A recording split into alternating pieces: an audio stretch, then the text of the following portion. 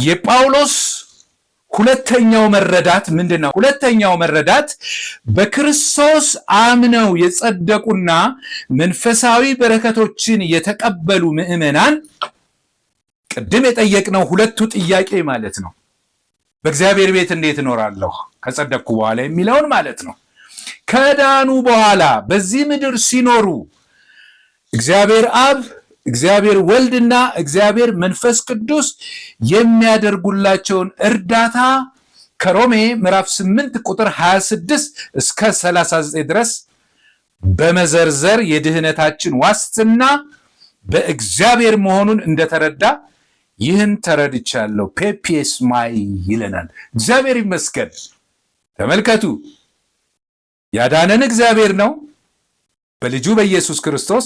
አሁን ከቁጥር 26 ጀምሮ እስከ 39 ድረስ ደግሞ የሚነግረን የዳንን ሰዎች በእግዚአብሔር ቤት ስንኖር አሁንም የድህነታችን ዋስትና ጋራንቲ በእኛ ላይ የቆመ ሳይሆን በእግዚአብሔር ላይ የተመሰረተ ነው። ስለዚህ ምን ይላል ጳውሎስ ይህንን አስመልክቶ? ምዕራፍ 8 ቁጥር 37 ጀምሮ ላንብበው።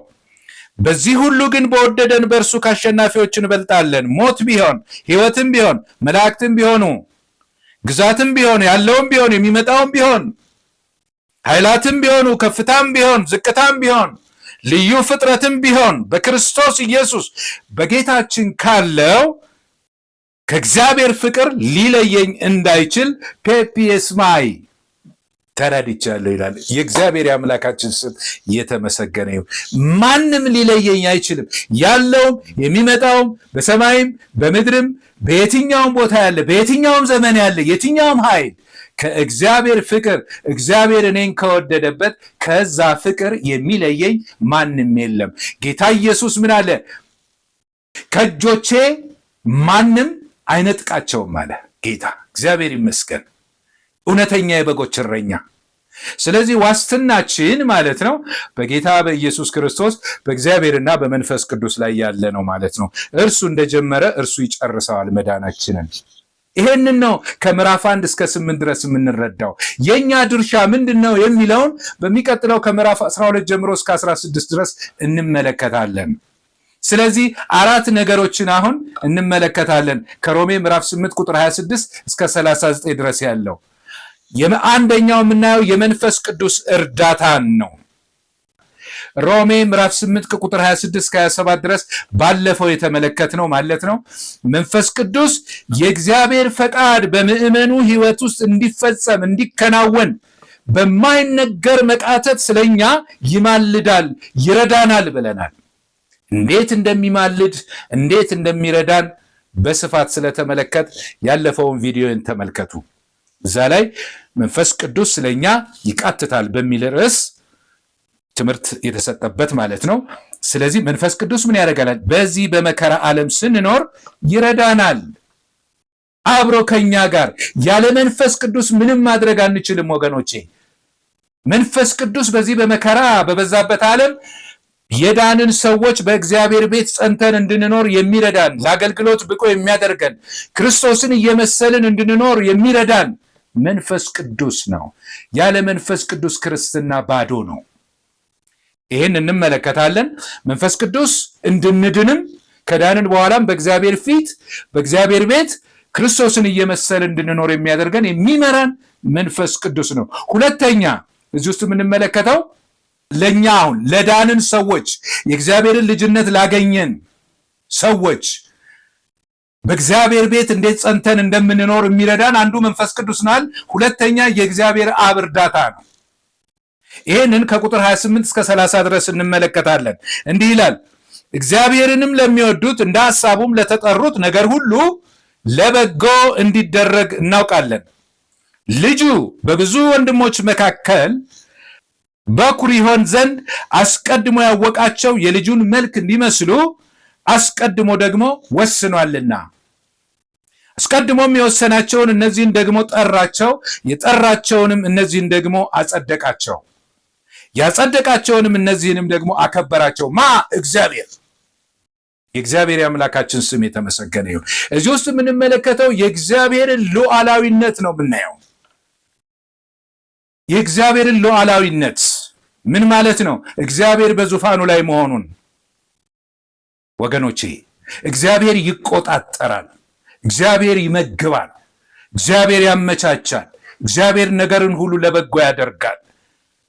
ስለዚህ የእግዚአብሔርን ሉዓላዊነት ካልተረዳን ይሄ የተሰጠው ተስፋ ለኛ ሊሆን አይችልም።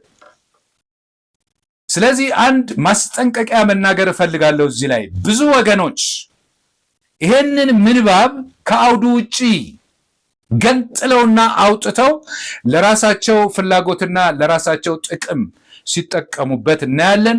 ሊጠቀሙበትም ይፈልጋሉ። ነገር ግን ይሄ የሚናገረው በእኛ ፍላጎት ላይ የተመሰረተ ያለ መሆኑን ነው። የዚህ ጉዳይ ባለቤት ነገርን ሁሉ ለበጎ አድርጎ የሚሰራው እግዚአብሔር ነው። እንደኛ ፍላጎት ሳይሆን እንደራሱ እንደ እግዚአብሔር ፍላጎት የሚደረግ ተስፋ ነው ለበጎ የሚለው። ስለዚህ እግዚአብሔር ነገርን ሁሉ ለበጎ ያደርገዋል ማለት እግዚአብሔር ለክብሩና ለምስጋናው ያደርገዋል ማለት ነው። የእግዚአብሔር አምላካችን ስም የተመሰገነ ይሁን። ምክንያቱም ፍጥረት ሁሉ የተፈጠረው ለእግዚአብሔር ክብር ነው። ሶስተኛ ይሄ ተስፋ ቃል እግዚአብሔር ነገርን ሁሉ ለበጎ ያደርገዋል ማለት ምን ማለት ነው? ልጁ በብዙ ወንድሞች መካከል በኩር ይሆን ዘንድ አስቀድሞ ያወቃቸው የልጁን መልክ እንዲመስሉ አስቀድሞ ደግሞ ወስኗልና ይላል።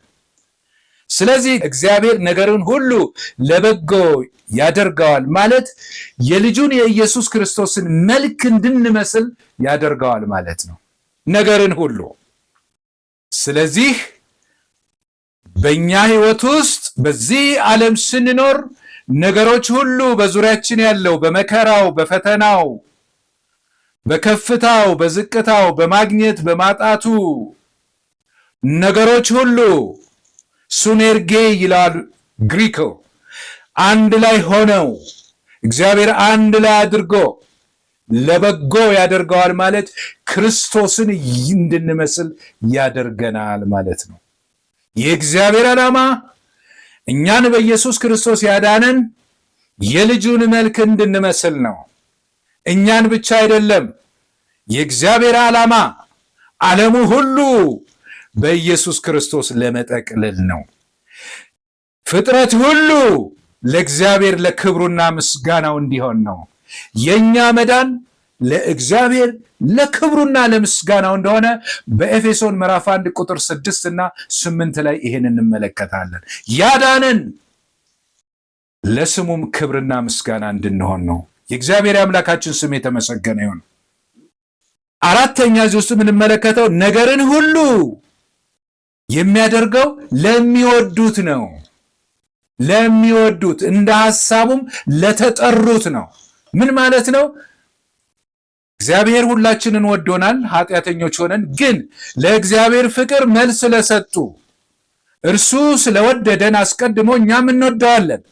ስለዚህ እግዚአብሔርን በኢየሱስ ክርስቶስ አምነን ፍቅሩ ግድ ብሎን ወደ እርሱ ለመጣን ሰዎች ማለት ነው። ይኸውላችሁ ይሄ በጎ ነገር ሁሉ የሚሆነው እግዚአብሔርን ለሚጠሉ አይደለም፣ ክርስቶስን ለሚጠሉ አይደለም፣ የክርስቶስ የሆኑትን ወገኖች ለሚያሳድዱ አይደለም።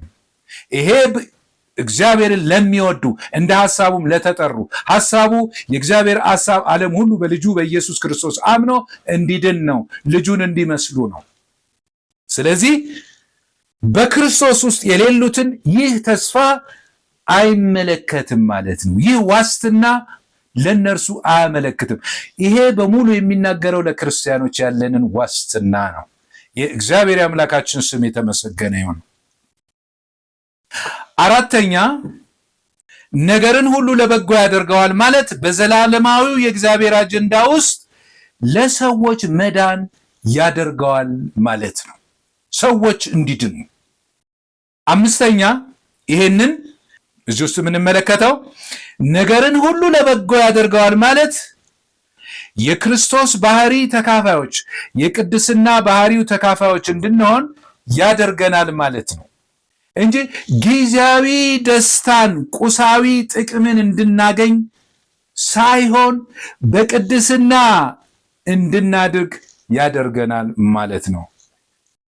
ስለዚህ አሁን እዚህ ውስጥ የምንመለከተው ነገርን ሁሉ እግዚአብሔር ለበጎ ያደርገዋል ማለት እኛ እንደምንፈልገው ይሆናል ማለት አይደለም። እኛ እንደምንፈልገው አይደለም። ያሰብነው ሁሉ ይከናወንልናል ማለትም አይደለም። እግዚአብሔር ሁሉን ነገር ለደስታ፣ ለሀብት፣ ለብልጽግና፣ ታዋቂ ለመሆን አደርግላችኋለሁ አላለም። አስተውሉ ወገኖቼ፣ መጽሐፍ ቅዱስ እግዚአብሔር ሁሉን ነገር ለደስታ፣ ሁሉን ነገር ለታዋቂነት፣ ሁሉን ነገር ባለጸጋ ለመሆን ያደርግላችኋል የሚል የለም። በአዲስ ኪዳን ውስጥ ስለ ስሜ መከራ ትቀበላላችሁ፣ መስቀላችሁን ተሸክማችሁ ተከተሉኝ፣ በዚህ ዓለም ሳላችሁ መከራ አለባችሁ፣ ዓለም እኔን እንደጠላኝ እናንተንም ትጠላቸዋለች፣ በእኔ ላይ ክፉ አድርገው ከሆነ በእናንተ ላይም ክፉ ያደርጉባቸዋል፣ እናንተን የሚገድል እግዚአብሔርን የሚያገለግል የሚመስልበት ዘመን ይመጣል እያለ ነው ጌታም የተናገረው።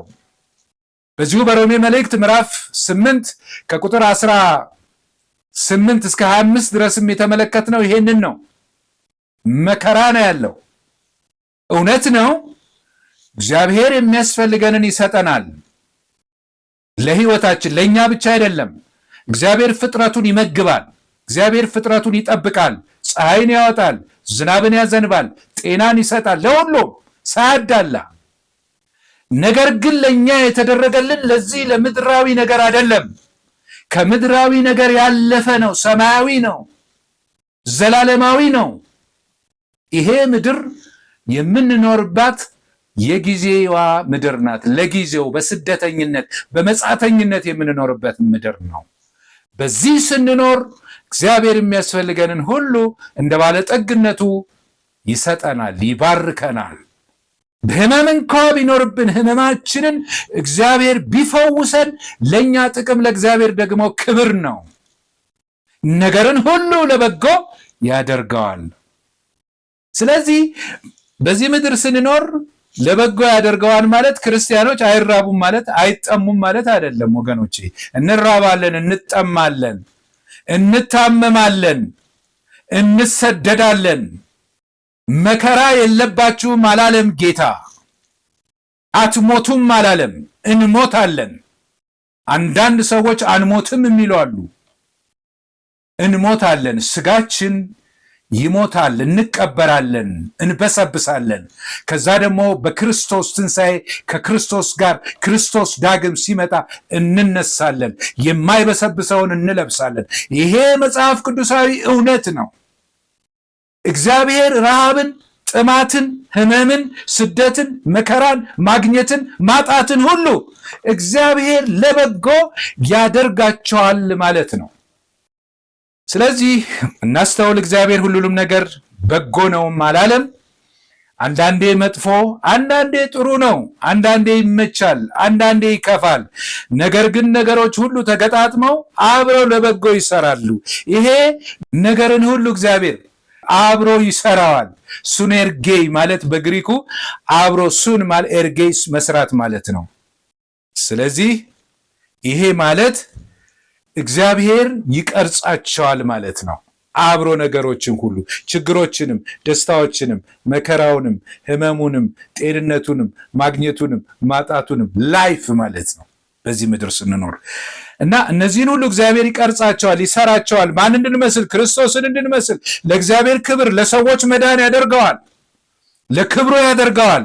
ለምሳሌ ዳቦ ጋጋሪ ብዙ ነገሮችን ይጠቀማል። ዱቄትን ይጠቀማል።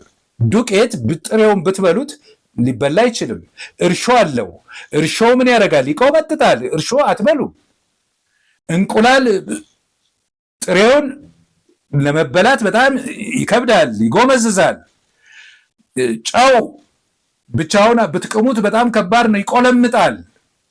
ሁሉም ለየብቻው አይጥምም። ስኳርን ደግሞ ብታገኙ ስኳሩ ይጣፍጣል፣ ግን ብዙ መብላት አትችሉም፣ ያቅለሸልሻል። ነገር ግን ጥሩ ጋጋሪ እነዚህን ነገሮች ሁሉ አዋህዶ ሲጋግረው ማለት ነው፣ በእሳት ሲጠብሰው እጅግ ያማረ የሚጣፍጥ ዳቦ የሚጣፍጥ ኬክ ይወጣዋል። እግዚአብሔር ይመስገን። ያ ኬክ የሆነው ያ መልካም ዳቦ የሆነው ነገሮች ሁሉ ተገጣጥመውና ተሰርተው ሱነርጌ ያልነው ማለት ነው፣ አብሮ ተገጣጥሞ ተሰርቶ የመጣ ውጤት ነው። ስለዚህ የእኛም ማንነት የእኛም ነገር የሚሰራው ነገሮች ሁሉ ምን ሆነ ነው? ተገጣጥመው ነው። በውጤቱም ማንን እንመስላለን? ልጁን እንመስላለን።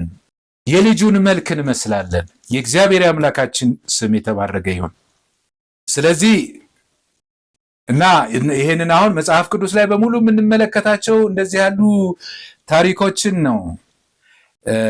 ዮሴፍን መመልከት እንችላለን።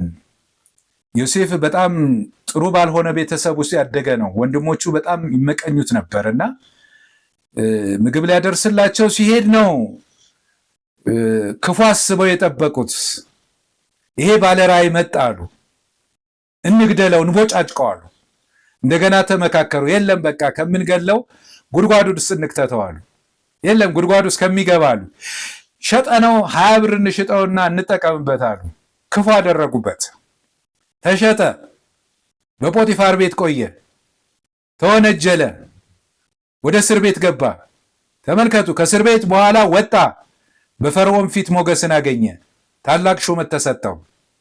ይሄ ሁሉ ነገር ሁሉ ተገጣጥሞ ለምን ሆነ? ለበጎ ሆነ። ምንድነው የሆነው? የእግዚአብሔር ዓላማ ዮሴፍን እዛ ጠቅላይ ሚኒስተር ማድረግ አይደለም። ዓላማው ለበጎ ያደረገው ሰዎች ይድኑ ዘንድ ነው። ወገኖች፣ የእግዚአብሔር ፈቃድ ለአብርሃም የተሰጠው ተስፋ ዘርህ ለ400 ዘመን በግብፅ በባርነት ይቆያሉ የተባለው ያ ቃል ይፈጸም ዘንድ አስቀድሞ ዮሴፍ ወደ ግብፅ ወረደ። ተመልከቱ ወገኖቼ፣ እግዚአብሔር ነገርን ሁሉ ለበጎ አደረገው። ይሄ ነገር ለዮሴፍ ገብቶታል። ወንድሞቹ በዚሁ በዘፍጥረት ምዕራፍ 50 ቁጥር 20 ላይ እንግዲህ ይበቀለናል ብለው አሰቡና ይቅርታ ሊለምኑት መጡ። ዮሴፍ ግን ምን አላቸው? እናንተ ይሄንን ለኔ ለክፉ አደረጋችሁት፣ እግዚአብሔር ግን ሰዎች ሁሉ ይድኑ ዘንድ ለመልካም አደረገው አለ። የእግዚአብሔር አምላካችን ስም የተመሰገነ ይሁን።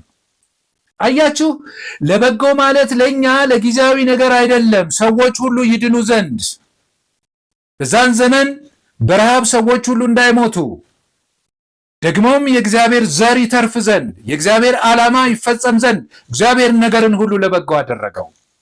ወገኖቼ፣ እኔና እናንተ በዚህ ምድር ስንኖር በክርስቶስ አምነን እግዚአብሔር ከኛ ጋር ሆኖ በነገር ሁሉ ስናልፍ ልክ ዮሴፍ በእግዚአብሔር እንደታመነ በቅድስና እንደኖረ እግዚአብሔርን በመፍራት እንደኖረ እግዚአብሔርን እንደወደደ እንደዛ እግዚአብሔርን በመውደድ በቅድስና እግዚአብሔርን በመፍራት የምንኖር ከሆነ ወገኖቼ ክርስቶስን እየመሰልን እንኖራለን። ለሌሎችም ሰዎች ለመዳን ምክንያት እንሆናለን። ይሄ ለእግዚአብሔር ለበጎ ነው፣ ለእግዚአብሔር ክብር ነው፣ ለሰዎች መዳን ነው። እና ሌሎችንም ብዙ ምሳሌዎችን ከመጽሐፍ ቅዱስ ውስጥ ማንሳት እንችላለን። የጌታችን የኢየሱስ ክርስቶስ ሞትና ትንሣኤ አይሁድ ለክፉ ሰቀሉት፣ ነገር ግን እግዚአብሔር ለመዳን አደረገው። እነ አናንያ፣ አዛርያ እና ሚሳኤል እነ ዳንኤል እነዚህ ሁሉ በእግዚአብሔር ፊት በቅድስና ኖሩ። እግዚአብሔርን በመፍራት እግዚአብሔርን በመውደድ በሕይወታቸው ውስጥ ብዙ መከራና ፈተና መልካም ነገሮች ሁሉ አልፈዋል።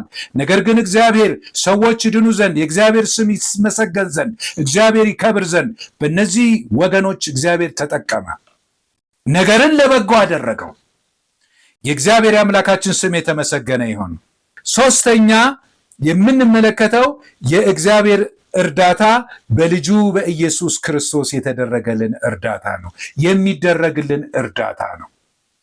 በእግዚአብሔር ቤት ስንኖር የድህነታችን ዋስትና ሶስተኛው ምንድነው? እሱ እግዚአብሔር ምዕመናን የልጁን መልክ እንዲመስሉ ነገሮችን ሁሉ ለበጎ ሲጠቀም ወልድ በአብ ቀኝ ሆኖ ስለኛ ይማልዳል። ሮሜ ምዕራፍ 8 ቁጥር 34 ላይ ምን ይላል? የሞተው ይልቁንም ከሙታን የተነሳው በእግዚአብሔር ቀኝ ያለው ደግሞ ስለኛ የሚማልደው ክርስቶስ ኢየሱስ ነው ይላል። እግዚአብሔር ይመስገን። ኢየሱስ ክርስቶስ ስለ ኃጢአታችን ሞተ፣ ተነሳ። ከዛ በኋላ መዳናችሁን ፈጽሙ፣ በቃ ጨርሻለሁ አላለም። አርጎ በአባቱ ቀኝ ተቀምጧል። በዛም ስለ እኛ ይማልዳል። እንዴት ነው የሚማልደው? በዚህ ጉዳይ ላይ ብዙ ተነግሯል። ብዙ እኔም ተፋልሶ በሚለው መጽሐፌ ላይ ብዙ ማብራሪያ ሰጥቻለሁ። ዛሬም ይሄ ነገር ብዙ ሰዎች አልተረዳነውም። እንዴት ነው የሚማልደው? ኢየሱስ ክርስቶስ እየወደቀ እየተነሳ አይማልድም። ወይም ደግሞ የእግዚአብሔር ፈቃድ የተለየ ሆኖ እግዚአብሔርን ለማሳመን የሚያደርገው ነገር የለም። በፈቃድ አንድ ናቸው። ነገር ግን ኢየሱስ ክርስቶስ ተነስቶ በአባቱ ቀኝ ተቀምጧል። ስለ እኛ ይታያል። እግዚአብሔር የተመሰገነ ይሁን። ዕብራውያን ምዕራፍ 9 ቁጥር 24 ላይ እርሱ ስለ እኛ ምን ይላል? ቀዳሚ ሆኖ ገብቶ በአባቱ ቀኝ ተቀምጧል፣ ስለ እኛ ይታያል። የተቸነከረው እጁ፣ የተቸነከረው እግሩ፣ በጦር የተወጋው ጎኑ በዛ ስፍራ ላይ ይታያል። ስለዚህ መንፈስ ቅዱስ በማይነገር መቃተት እንደሚቃትት በልባችን ውስጥ ሆኖ በሰማይ በአብ ቀኝ ያለው ጌታችንና አምላካችን ኢየሱስ ክርስቶስ ሊቀ ካህናት ሆኖ ስለኛ ይታያል። ከሳሽ የለብንም ወገኖቼ። የእግዚአብሔር እርዳታ አለን። የእግዚአብሔር ጥበቃ አለን። ኢየሱስ ክርስቶስ በዛ ሆኖ ለኛ በዚህ በምድር ለምንኖረው በኃጢአተኛ ዓለም ውስጥ ለምንኖረው ከኃጢአት እንድንጠበቅ የሚያስፈልገንን ጸጋ፣ ለአገልግሎት የምንበቃበትን ጸጋ ሁሉ ይሰጠናል። ዕብራውያን ምዕራፍ 2 ቁጥር 14፣ ዕብራውያን ምዕራፍ 4 ላይ የምንመለከተው ወደ ጸጋው ዙፋን ቀርበን ኃይልን እንድንቀበል፣ ጸጋን እንድንቀበል ኢየሱስ ክርስቶስ በአብ ቀኝ ተቀምጦ ስለኛ ይታያል። ክብር ለኢየሱስ ይሁን። እዛ የተቀመጠው ለኛ ነው። ይታያል፣ ለዘላለም ይታያል። ስለዚህ እግዚአብሔር ልጁን ያያል። ከሳሽ ሰይጣን ቢመጣ እዛ ቦታ ላይ ተከፍሏል ይላል። ማንም በኃጢአት የሚከሰን የለም፣ ደሜን አፍስሻለሁ ይላል። ስለዚህ ነው ሐዋርያው ዮሐንስ በአንደኛ ዮሐንስ ምዕራፍ 2 ቁጥር 1 እና 2 በአብ ዘንድ ጻድቅ የሆነ ጠበቃ ኢየሱስ ክርስቶስ አለን ይላል። እግዚአብሔር ይመስገን። በዛ ስፍራ ላይ ኢየሱስ ጠበቃ፣ እንደዚህ ዓለም ጠበቃ አይደለም። ኃጢአት አልሰሩም አይደለም የሚለን፣ አይዋሽም፣ እሱ ጻድቅ ነው፣ እውነት ነው ይላል። ኃጢአት ሰርተዋል፣ ነገር ግን ተመልከቱ እኔ ስለነሱ ኃጢአት ዋጋ ከፍያለሁ ብሎ ስለኛ ይታያል። እግዚአብሔር ይመስገን። መታየት ብቻ አይደለም፣ በቀራንዮ መስቀል ላይ ያፈሰሰው ያ ክቡር የሆነ የኢየሱስ ክርስቶስ ደም ስለኛ ይናገራል፣ ስለኛ ይጮሃል። ወገኖቼ በዕብራውያን ምዕራፍ 12 ቁጥር 24 ላይ ከአቤል ደም ይልቅ የሚናገር ሕያው የሆነ የክርስቶስ ደም፣ በእርሱ በኩል ወደ እግዚአብሔር እንቀርባለን። የአቤል ደም ወንድሜ ገደለኝ እያለ ክስ ይናገራል፣ ይከሳል። የኢየሱስ ክርስቶስ ደም ግን እኔ ስለ እነዚህ ስለ ኃጢአተኞች ዋጋ ከፍያለሁ፣ ደሜን አፍስሼላቸዋለሁ፣ ዋጋ ተከፍሏል ብሎ ስለኛ ዋጋ እንደተከፈለ ይናገራል ጠበቃ ሆኖ። ክብር ለኢየሱስ ይሁን። የእግዚአብሔር አምላካችን ስም የተመሰገነ ይሁን። ይሄ ለማን ነው? እኛ በክርስቶስ አምነን ለዳንን ሰዎች የድህነታችን ዋስትና ነው። ይሄ በኢየሱስ ክርስቶስ ላላመኑ ሰዎች አይደለም። ይሄ ተስፋ ክርስቶስ በአብ ቀኝ የተቀመጠው የሚታየውና የሚጮኸው ላመኑ ሰዎች ነው። የእግዚአብሔር አምላካችን ስም የተባረከ ይሁን። እንግዲህ በጣም ታላቅ ነገር ነው። መንፈስ ቅዱስ በእኛ ውስጥ ነው፣ ይቃጥታል፣ ይማልዳል። በዚህ ምድር ስንኖር ባለፈው እንዳየነው፣ አሁን ደግሞ በአብ ቀኝ ደግሞ ተቀምጦ ስለኛ የሚማልድ ደግሞ ኢየሱስ ክርስቶስ አለ። ይሄ ለክርስቲያኖች የድህነታችን ዋስትና ነው። የእግዚአብሔር አምላካችን ስም የተባረከ ይሁን። አራተኛ አሁን እዚህ ጋር የምንመለከተው ወደዛ ልለፍ። አራተኛ ከምዕራፍ 8 ቁጥር 38 እስከ 39 ድረስ ያለው ቅድም ያነበብነው ምንድነው? የማይለወጥ የእግዚአብሔር ፍቅር ነው። ምዕመናን እግዚአብሔርን እየመሰልን ልጆን እየመሰልን እያደግን እንድንኖር እግዚአብሔር ነገርን ሁሉ መከራውን፣ ፈተናውን፣ ሞት እንኳ ቢሆን ማለት ነው ሁሉን ከሚቆጣጠረውና ከወደደንና ልጁን ለሞት አሳልፎ እስከ መስጠት ድረስ ከወደደን ከእግዚአብሔር ፍቅር ሊለየን የሚችል ማንም የለም። እግዚአብሔር ይመስገን። የወደዳቸውን እግዚአብሔር እስከ መጨረሻ ወደዳቸው። ጌታ ምን አለ? የወደዳቸውን እስከ መጨረሻው ወደዳቸው። ፍቅሩ ሰው ዛሬ ወዶ ነገ ይጠላቸዋል ወገኖቼ። እግዚአብሔር ግን ፍቅሩ ለዘላለም ነው። ለዘላለም ወዶናል። ስለዚህ ጳውሎስ ምን ይላል? በክርስቶስ ኢየሱስ በጌታችን ካለ ከእግዚአብሔር ፍቅር ሊለየን እንዳይችል ተረድቻለሁ። ፔፒስማይ ተረድቻለሁ። እግዚአብሔር ይመስገን። ከእግዚአብሔር የሚለየን ማንም የለም። መለየት ከባድ ነገር ነው። ይልቁንም ከእግዚአብሔር መለየት ከባድ ነገር ነው። ሞት ነው። ሞት ማለት መለየት ማለት ነው። የሰይጣን ፈተናና የመጨረሻ ዓላማው ሰውን ከእግዚአብሔር መለየት ነው። መለየት ከባድ ነው። አዳም በኃጢአቱ ከእግዚአብሔር ነው የተለየው። ስለዚህ ጳውሎስ ምንድነው የሚለው? የሚለየኝ ማንም የለም ነው። ሞት የለም ነው የሚለው ለዘላለም። ከሰዎች ልትለዩ ትችላላችሁ በክርስቶስ ያላችሁ ወገኖች። እግዚአብሔር ግን ስለወደዳችሁ በልጁ በኢየሱስ ክርስቶስ ከእርሱ ፍቅር የሚለያችሁ ማንም የለም። ሞት እንኳ ቢሆን ወደሱ የምንሄድበት እንጂ ከእርሱ የምንለይበት አይደለም። መንገድ ነው ከእሱ ጋር ለዘላለም የምንኖርበት። ወገኖቼ እንግዲህ ጳውሎስ ለ20 ዓመታት ያህል ብዙ መከራ ተቀብሏል። ተገርፏል፣ ተወግሯል፣ ታስሯል፣ ብዙ ስቃይ አይቷል። በዚህ ሁሉ ግን የተረዳሁት ምንድነው አለ? ከእግዚአብሔር ፍቅር የሚለየኝ ማንም የለም አለ። እግዚአብሔር የተመሰገነ ይሁን። የሰማነውን ቃል እግዚአብሔር በልቦናችን ያሳድርብን። ወስብሐት ለእግዚአብሔር አሜን።